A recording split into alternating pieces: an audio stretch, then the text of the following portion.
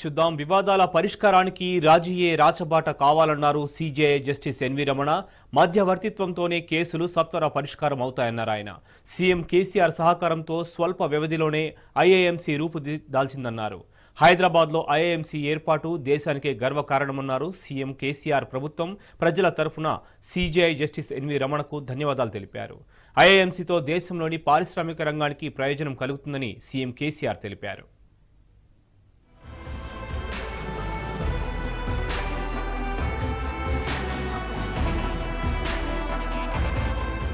అంతర్జాతీయ arbitration mediation centre ఏర్పాటుకు హైదరాబాద్ సరైన వేదిక అన్నారు supreme court chief justice N V Ramana.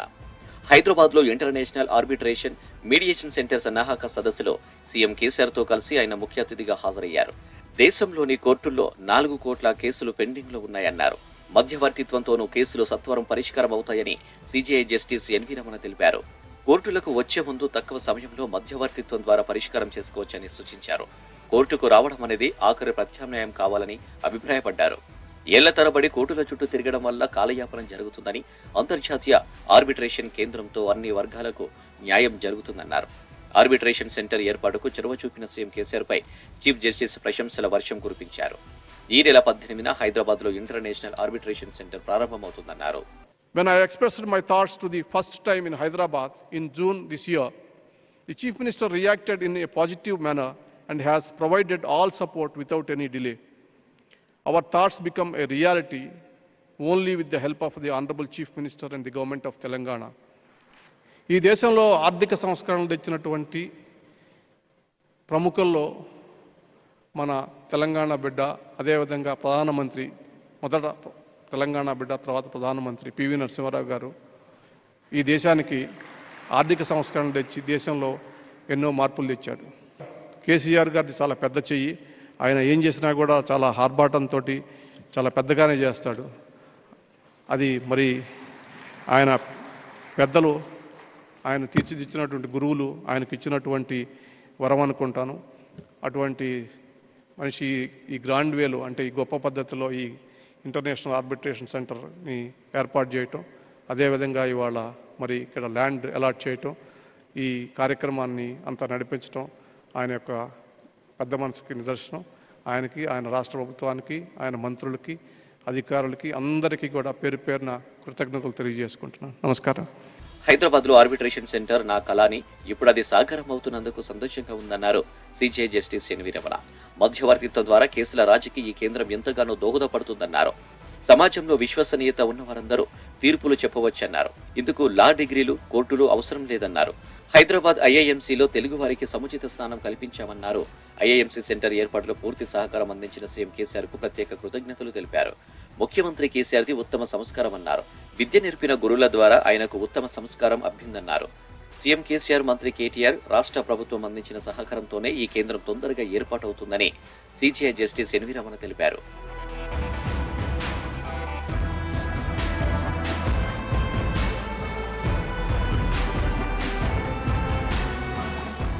Hyderabad కు అంతర్జాతీయ ఆర్బిట్రేషన్ కేంద్రం రావడం సంతోషమని ముఖ్యమంత్రి కేసీఆర్ అన్నారు. ఆర్బిట్రేషన్ కేంద్రానికి హైదరాబాద్ అన్ని విధాల అనువైన ప్రాంతమని తెలిపారు. సెంటర్ నిర్మాణం కోసం పుప్పాలగూడలో 25,000 చదరపు అడుగులు కేటాయించినట్లు చెప్పారు. త్వరలో శాశ్వత భవనం నిర్మిస్తామన్నారు. మధ్యవర్తిత్వం అనేది దేశంలో రచ్చబండ వంటి రూపాల్లో ఎప్పటి నుంచో ఉందన్నారు. ఐఏఎంసీతో దేశంలోని పారిశ్రామిక రంగానికి, తద్వారా దేశానికి గొప్ప ప్రయోజనం కలుగుతుందని ముఖ్యమంత్రి కేసీఆర్ తెలిపారు.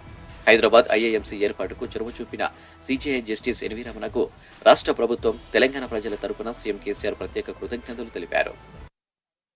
On behalf of the government of Telangana and the people of Telangana, I would like to express my heartfelt gratitude to the Honorable Chief Justice of India, Sri N.V. Ramana Garu, for his decision to set up an international arbitration and mediation center in Hyderabad. All of us are aware that since ancient time in India, settlements of dispute by village elders has been prevailing. The new trend of alternative dispute resolution system is stemmed from the traditional resolution of disputes at Ratsabanda in olden days. Now the arbitration is recognized one of the best modes of alternate dispute resolution. Hyderabad is a very appropriate choice given its thriving IT and industrial sectors and best quality supporting infrastructure like airport and hotels, and our central location and excellent connectivity with the rest of the country and the world, Hyderabad has emerged as a global city in the recent past. The presence of several global Fortune 500 companies in Hyderabad is the testimony to it. Hyderabad is the best option to locate this center. I am happy that we have been able to create a 25,000 square feet facility to start the center without any delay. హైదరాబాద్లో ఏర్పాటు చేయబోతున్న international arbitration mediation సెంటర్కు మంచి భవిష్యత్తు ఉందని supreme court న్యాయమూర్తి justice Nageswararao తెలిపారు. IIMC ఏర్పాటుకు సహకరిస్తున్న తెలంగాణ ప్రభుత్వానికి కృతజ్ఞతలు తెలిపారు. దేశంలోని అన్ని కోర్టుల్లో ఇప్పటికే 4 కోట్ల కేసులు పెండింగ్లో ఉన్నాయన్న ఆయన వాటి పరిష్కారానికి ఆర్బిట్రేషన్ సెంటర్ చక్కటి వేదిక అన్నారు. I should tell you that this center is a brainchild of the Chief Justice of India. Without the cooperation of the government of Telangana, we could not have achieved the progress which we have achieved so far. And with the active assistance of Mr. K.T. Ramarao and the Law Minister, we have made significant progress even before the inauguration takes place on 18th of December. With the existing infrastructure and the number of judges that are available in this country, it will be impossible to clear the backlog. We have more than 4 crore cases pending in all courts in this country. I am sure that this institution would provide a platform for all of you to utilize this world-class facility.